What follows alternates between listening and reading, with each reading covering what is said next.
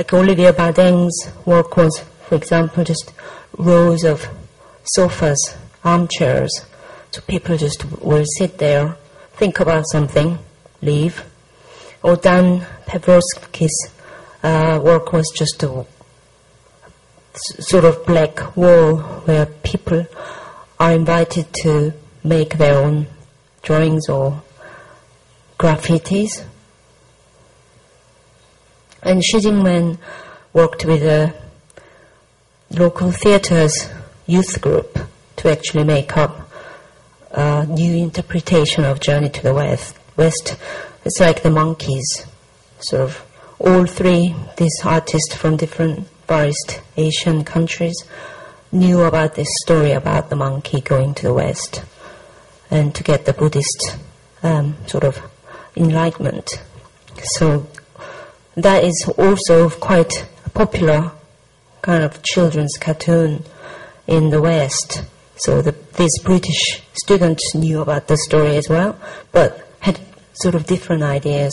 So they just made up a new story about these three people going to the West.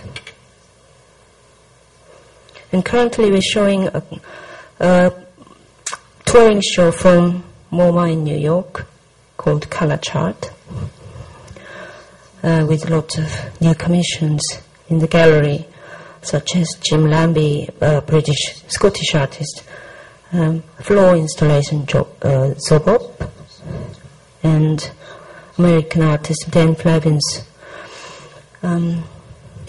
untitled work. And it had lots of artists from the past 40 years in Western art history. So trying to see how the color as ready-made affected all these artists' works in different ways, but trying to establish the idea of ready-made as a very conceptual basis for contemporary art. And we introduced this new space called Color Lab in the gallery, so people can actually sit down with, especially with children, and play with color games, which are devised by our local artist, and play some computer tests as well. So learning at Tate Liverpool is very important. We always integrate educational activities in all kinds of programs. Exhibitions curators are working very closely with the education curators, and we try to do many different things with students, like high school students, elementary school students, and higher education students, just normal public adults and families and very small children, and people with learning disabilities or people with physical disabilities. So we try to share our collections and displays and exhibitions with different parts of communities. And it's not just giving some painting lessons or anything like that. It's about teaching the way of looking things and way of feeling these different experiences beyond visual sensations. So we use a lot of young artists, especially local young artists, to contribute to these educational activities. So that's a good way of integrating this young artist development into our educational programs.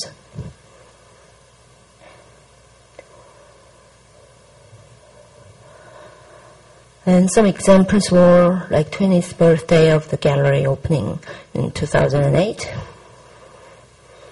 And we have events called Late at Tate once every month, and trying to attract young adults to the gallery, which usually they are the busiest people in the world, so they don't really come to the gallery that much. But if we open like till 9, one evening, on like usually Thursday evening, then with lots of DJs and visuals and things, then they do come and enjoy the gallery.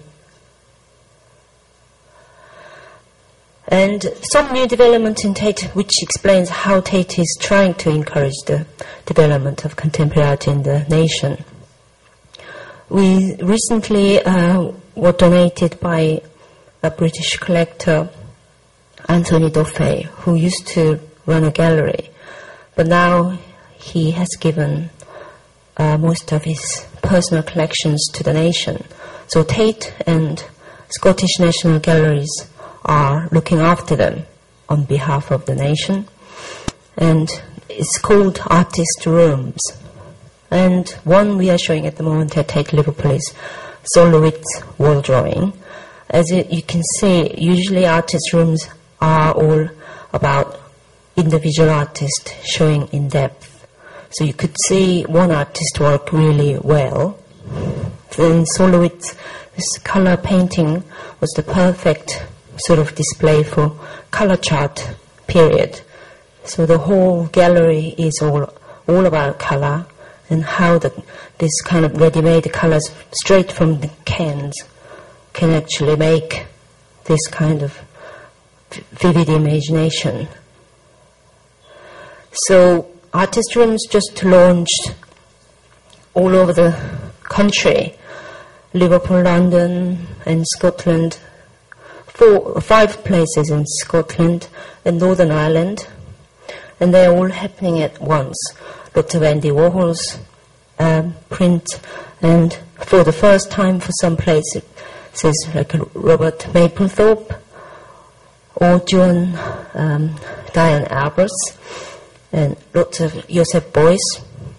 So the Tate didn't really have that much works by these artists, so it's a great opportunity for Tate to show its collections to the widest public.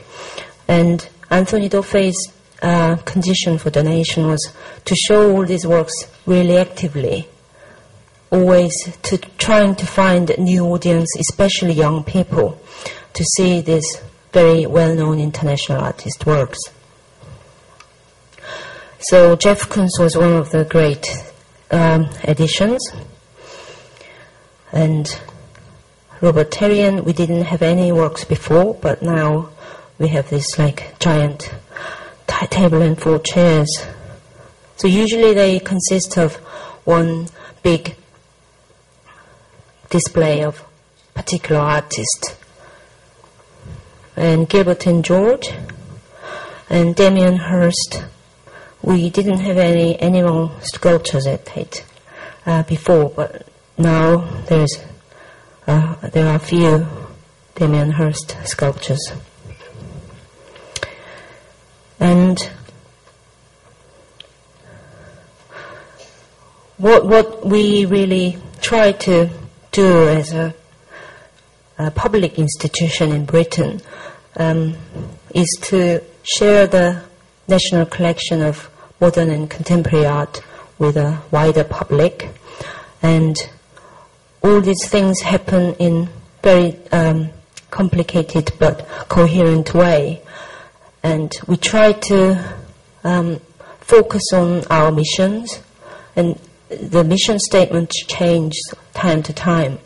We try to be more diverse and more open, and we want to really change our audience base into more working class, everyday type of people rather than just middle class, educated people. So it's very important for us to encourage young people and children to come to gallery, because according to our research, a lot of people come to gallery as an adult if they were actually, if they visited the galleries as a child. So it's very important for having that sort of habit of going to museums and galleries and experience contemporary art in different ways. So that's how we see the future development lies. So some things are quite difficult for us to develop. There's always difficult sort of challenges, and sometimes artists don't understand their kind of policies behind our programs. So they would be not very kind to audience intentionally, but we do try. Although that's difficult to share with our audience, we sort of make a point of that being difficult because of what. So there is always reason. If it's difficult for an audience to understand, there is a reason behind it, and we try to explain it. So that's why we don't want to be just educational either. We want to be innovative and provocative in intelligent thinking. We don't want to dumb everyone's standard down, but we want to encourage people to understand different things in different contexts as much as possible and as wide as possible. So that's how Tate always has tried to be, and I think that will be the future development of Tate for many years to come. Thank you.